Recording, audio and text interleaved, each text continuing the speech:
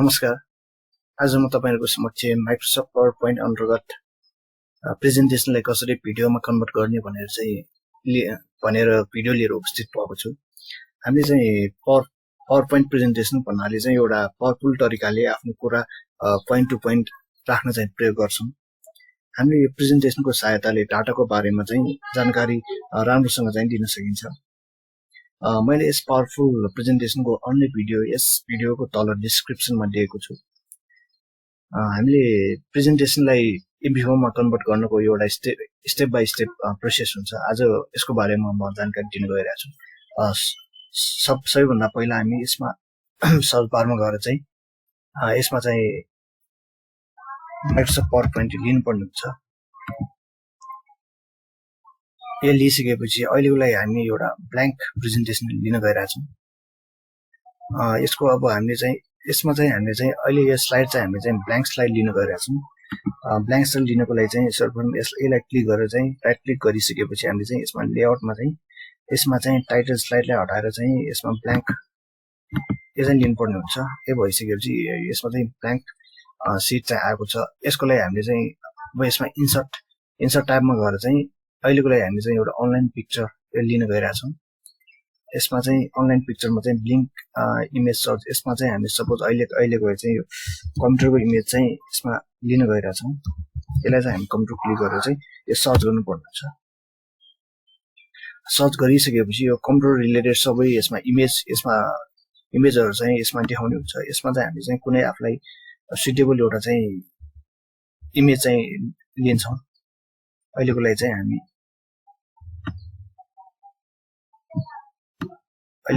यसमा यो लिन गइरहेको छौँ। यसलाई चाहिँ यो क्लिक गरिसकेपछि यसमा इन्सर्ट गरिसकेपछि यो हामीले चाहिँ पिक्चर चाहिँ यसलाई चाहिँ हामीले चाहिँ आफूलाई चाहिएअनुसार म्याक्सिमाइज मिनिमाइज गर्न सक्छौँ। अब सपोज यति भइसकेपछि यसमा अब अटोमेटिकली फर्मेट टुल पनि ओपन हुन्छ। यसमा हामीलाई चाहे जति यसमा चाहिँ हामीलाई कुन चाहिँ सुटेबल हुन्छ त्यो लिन सकिन्छ। फर्मेट यो अप्सनमा चाहिँ यसमा चाहिँ हामीले पिक्चर बोर्डर पनि लिन सकिन्छ। पिक्चर बोर्डरमा चाहिँ यसमा हामीले आफूलाई चाहे अनुसार चाहिँ यसमा नो आउटलाइन छ। यसमा आउटलाइन चाहिँ हामीले चाहिँ राख्न सक्छौँ। बोर्डर चाहिँ सपोज अहिलेको लागि चाहिँ यसमा हामीले चाहिँ निलो लिन गइरहेको छौँ। यसमा पिक्चर इफेक्ट पनि हामी चाहिँ कुन आफूलाई चाहे अनुसार चाहिँ इफेक्ट लिन सकिन्छ।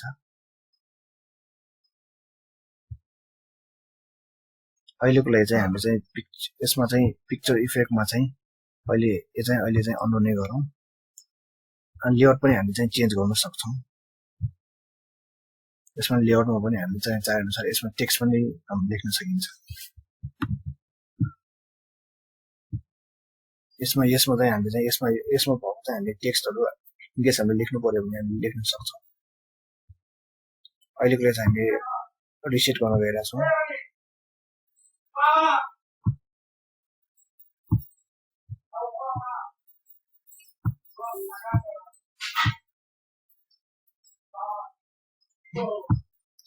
सपोज हामीले चाहिँ यसमा चाहिँ कुनै टेक्स्टहरू इन्सर्ट गर्नु पर्यो भने इन्सर्टमा गएर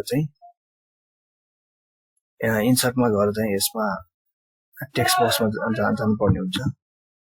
यसमा गएर चाहिँ सपोज यसमा चाहिँ हामीले चाहिँ डायग्राम अफ कम्प्युटर भन्ने चाहिँ लिन गइरहेको छौँ। यसलाई चाहिँ हामीले चाहे अनुसारको चाहिँ हामीले चाहिँ यसमा चेन्ज गर्न सक्छौँ। यसलाई मिनिमाइज म्याक्सिमाइज आफूलाई चाहे अनुसार चाहिँ गर्न सक्छौँ। अहिले हामी चाहिँ इनकेस बढाउनु पर्यो भने यसमा इन्क्रिज फोन गर्नुपर्ने हुन्छ। यसमा हामीले कलर पनि चेन्ज गर्न सक्छौँ। अहिलेको लागि चाहिँ हामी यसमा कालो कलर नै लिन गइरहेको छौँ। डायग्राम अफ कम्प्युटर भयो। अब इनकेस हामीले अर्को पनि इन्सर्ट गर्नु पर्यो भने चाहिँ यसमा गएर चाहिँ इन्सर्टमा गएर चाहिँ यसमा टेक्स्ट बक्स यसमा जान्छौँ। यसमा गएर चाहिँ सपोज यसमा डिपेन भनेर चाहिँ लेख्न गइरहेको छौँ।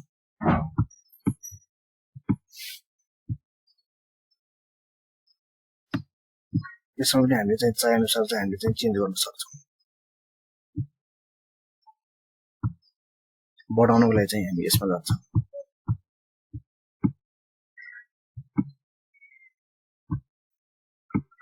अब इन केस हामीले कुनै चाहिँ हामीले इन्सर्ट गर्नु पर्यो भने इमेज इन्सर्ट गर्नु पर्यो भने चाहिँ यसमा गएर चाहिँ यसमा पिक्चरमा जान्छौँ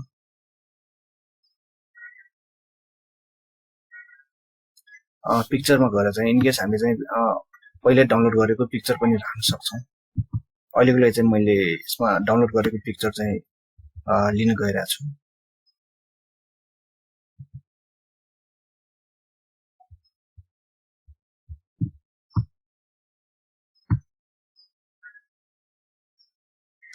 अहिले सपोज अहिले यो लोगो चाहिँ हाल्न गइरहेको छु यसमा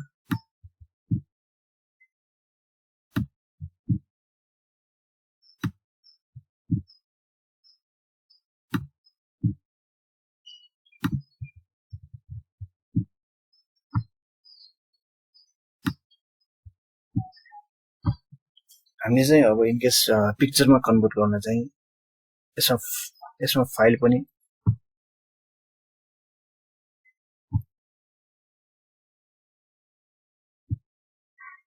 यसमा डिजाइनहरु पनि चेन्ज गर्न सक्छौँ यसमा डिजाइन चाहिँ आफुलाई कुन चाहिँ मन पर्छ त्यो डिजाइन चाहिँ हामीले चाहिँ चुज गर्न सक्छौँ यसमा स्लाइड साइज पनि हामीले चाहिँ चेन्ज गर्न सक्छौँ अहिलेको लागि चाहिँ हामीले चाहिँ वाइड स्क्रिन 16:9 यो चाहिँ लिएर छौँ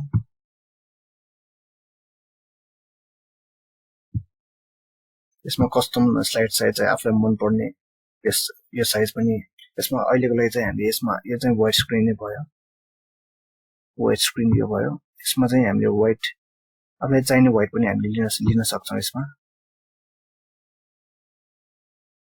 अहिलेको लागि चाहिँ हामी अन स्क्रिन सो 16:9 किनभने यसमा भिडियोको लागि कन्भर्ट गर्न गइरहेको छौँ त्यसको लागि चाहिँ हामी चाहिँ 16:19 यो लिइसकेपछि यसमा ओके गर्छौँ यति भइसकेपछि यसमा चाहिँ हामी देख्न सक्छौँ यसमा चाहिँ वाइट भ्यू आएको छ यति भइसकेपछि हामी चाहिँ यसमा एनिमेसनमा गएर चाहिँ हामीले चाहिँ यो पिक्चरहरूलाई पनि हामीले चाहिँ कसरी हामीले चाहिँ एनिमेसन गर्ने भनेर चाहिँ यो पनि गर्न सक्छौँ यसको लागि हामी चाहिँ एड एनिमेसन यसमा गएर चाहिँ यसमा कस्तो तरिकाले सपोज यो इन्ट्रान्स इफेक्ट्स यो इन्ट्रान्स इफेक्ट चाहिँ के गरी गर्ने भने सपोज हामीले चाहिँ यसलाई चाहिँ हामी एक्सपान्ड गरेपछि एक्सपान्ड भएर आउने हुन्छ त्यसले चाहिँ अहिले ओके गरौँ एनिमेसन पेन चाहिँ अहिले हामी जान्दैनौँ यसको लागि हामीले चाहिँ ड्युरेसन कति राख्ने यसमा स्टार्ट अन क्लिक भनेर चाहिँ आउनुहुन्छ यति भएपछि ड्युरेसन चाहिँ हामीले कति राख्ने यो चाहिँ 1 सेकेन्ड 2 सेकेन्ड अहिलेलाई हामी चाहिँ यसलाई 3 सेकेन्ड लिन गइरहेछौँ डिले पनि टाइम पनि डिले गर्न मिल्छ यसमा चाहिँ यति भइसकेपछि यो हाम्रो फर्स्ट यो कम्प्युटरको लागि चाहिँ यो सेलेक्ट भइसक्यो सेकेन्डको लागि चाहिँ हामीले चाहिँ यसमा डायग्राम अफ कम्प्युटर यसलाई चेन्ज गर्नु यसमा एड एनिमेसन गरेर चाहिँ यसमा चाहिँ हामीले चाहिँ कसरी यसको लागि पनि हामी चाहिँ इफेक्ट्सहरु हामी चाहिँ हाल्न सक्छौँ यसको पनि अहिले यसको इफेक्ट्स भनेको चाहिँ अहिलेको लागि चाहिँ हामी चाहिँ राइज अप माथि आउनुहुन्छ यो अहिलेको लागि यो चाहिँ यसलाई चाहिँ सेलेक्ट गर्छौँ यसलाई सेलेक्ट गरेर चाहिँ यसको ड्युरेसन पनि ड्युरेसन चाहिँ हामीले अहिलेको लागि चाहिँ 4 सेकेन्ड चाहिँ लिन गइरहेका छौँ डिले टाइम पनि हामीले राख्न सक्छौँ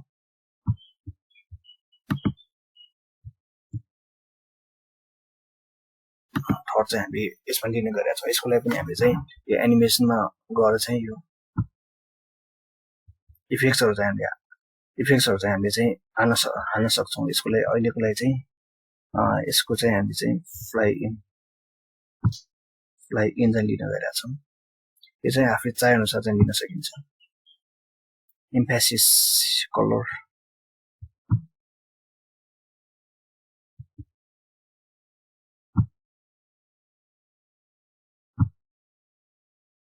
यसको पनि हामीले चाहिँ ड्युरेसन चाहिँ चेन्ज गर्न सक्छौँ अहिलेको लागि यसको लागि चाहिँ हामीले चाहिँ 3 सेकेन्ड लिनु टाइम ड्युरेसन चाहिँ यति हाल्न गइरहेका छौँ डिले टाइम चाहिँ हामी चाहिँ सपोज अहिले 1 सेकेन्ड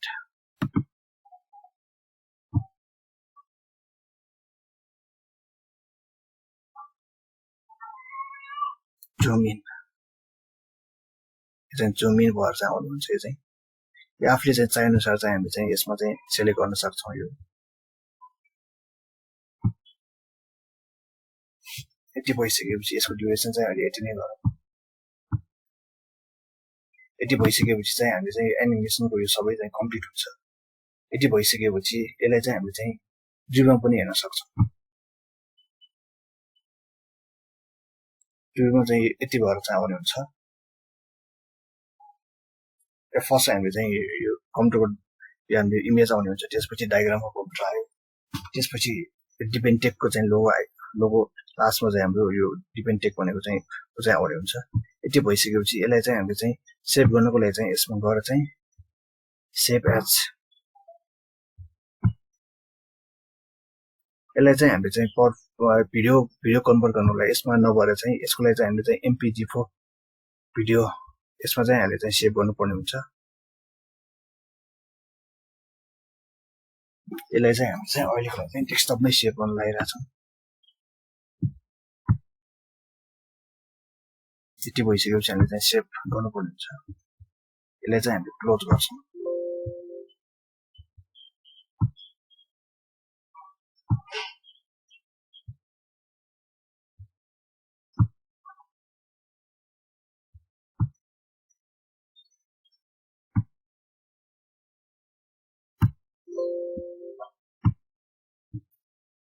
यति भइसकेपछि हामी चाहिँ डेस्कटपमा सेभ गरेकोले चाहिँ यो डेस्कटपमा चाहिँ आइरहेको छ। यसमा चाहिँ हामीले हेर्न सक्छौँ यो चाहिँ हाम्रो चाहिँ भिडियोमा चाहिँ कन्भर्ट भइसक्यो।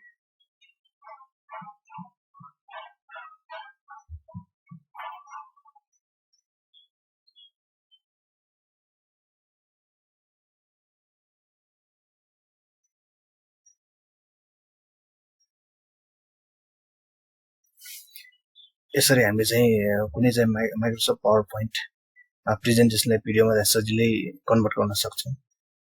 आज मैले तपाईहरुको समक्ष पावर पोइन्ट प्रेजेन्टेसन अन्तर्गत कुनै पीपीटीलाई चाहिँ कसरी भिडियोमा चाहिँ चेन्ज गर्न सकिन्छ भनेर चाहिँ भिडियो लिएर उपस्थित भएँ। नेक्स्ट भिडियो लिएर चाहिँ म चाँडै उपस्थित हुनेछु। हस्, धन्यवाद।